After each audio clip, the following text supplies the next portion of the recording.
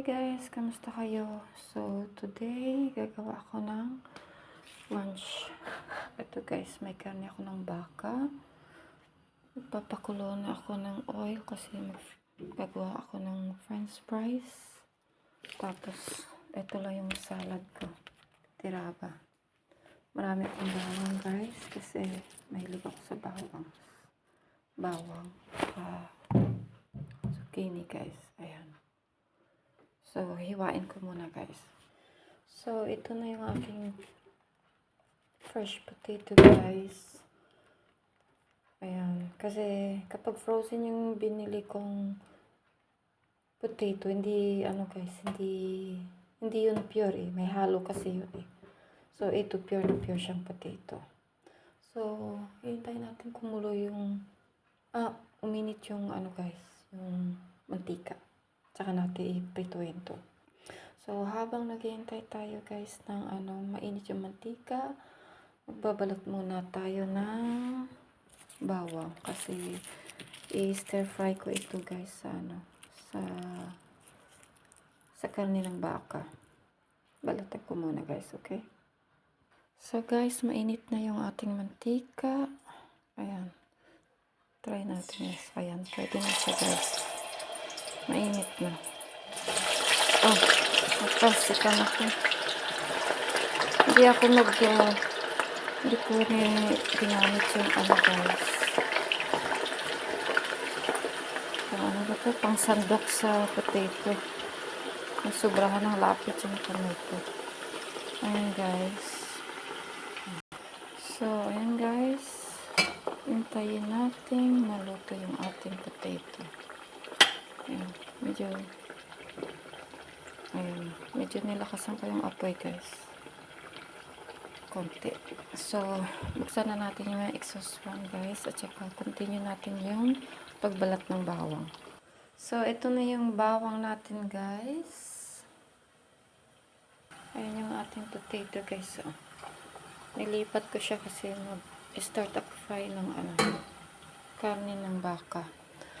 So, maglagay tayo ng guys, ng olive oil. Ayan. Gusto ko sa karne ng baka guys, pag nagpa-fry ako, medyo siya, medyo golden. Tapos, parang naparami yung olive oil ko guys. Pero normally naman sa restaurant guys, marami sila maglagay ng olive oil. Tapos maglagay tayo ng butter para mas lamang sumarap. So, ayan yung butter guys. Ito yung ginagawa ko guys. Pagtanghali, nagluluto. Pagkatapos ng luto, punta ng garden. O kung ano pang ginagawa ko guys. Kasi, kasama ko dito yung mother-in-law ko. Kasi ako nga nagbabantay sa kanya. Tapos, yung anak ko naman guys, wala dito. So, nasa school. Yung asawa ko naman wala din dito. So, kami lang ni mother. So, ito lang guys yung ginagawa ko sa karne ng baka. Ayan. So, fry ko lang. Hindi ko i-fry lahat. Itabi ko yung iba. Kasi, lulutuin ko mamaya yung iba. Ano yata lutuin ko? Baka, tawag nito? Medyo madami siya guys. So, okay lang. Medyo manipis yung yung hiwa. So, dagdagan ko na lang. May titira lang ako na isa para sa anak ko mamaya sa gabi. I-dinner niya guys. So, nag-unfroze na ako ng maliit din na manok guys. Ayun. Mamayang gabi guys, pupuin ko. Gagawin ko siyang cabbage soup. So, ayun na guys. So, hinintay natin. Tapos, lagay natin yung bawang guys. Ganyan ako magluto guys. Para, yung bawang, manunuot yung amoy niya sa karne ng baka. Tapos yung karne ng baka, mas lalong sasarap guys. Ito yung ginagawa ko, guys. Mostly, guys, pag Portuguese kasi, nilalagyan ng wine konti, tapos together marinate with the garlic, na fresh garlic. Pero ako iba yung style ko, guys, eh. Kaya ganyan lang.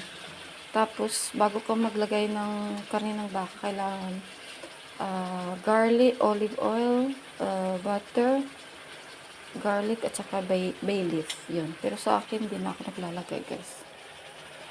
So, ayan, guys. So, hindi ko masyadong nilalakasan yung apoy para maano yung potato. Ayan, guys. So, habang nag-aantay tayo maluto, guys, maghiwa ako ng carrots at saka cabbage. Carrots at saka beetroots. So, guys, kunin na natin yung potato.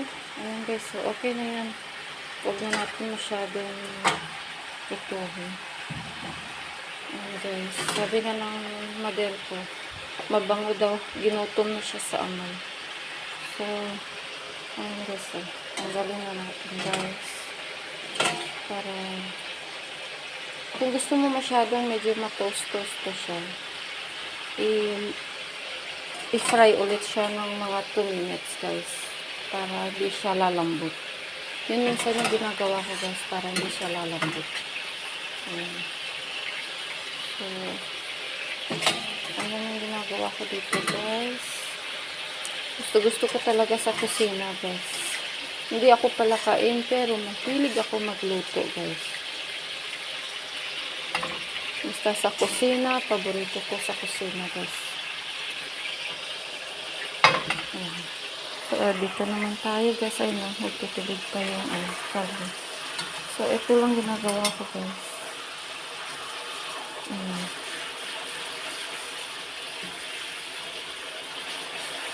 Yan lang. Tapos, ipa-brown ko lang siya konti. Masarap siya, guys, lalo na masarap siya ipalaman din sa tinapay. Ang super linamnam, guys. So, hintayin natin.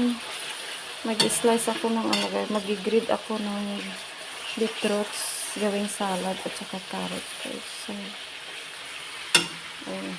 So, ayan na pala, guys. Ganyan lang. Pero, okay na yun, guys.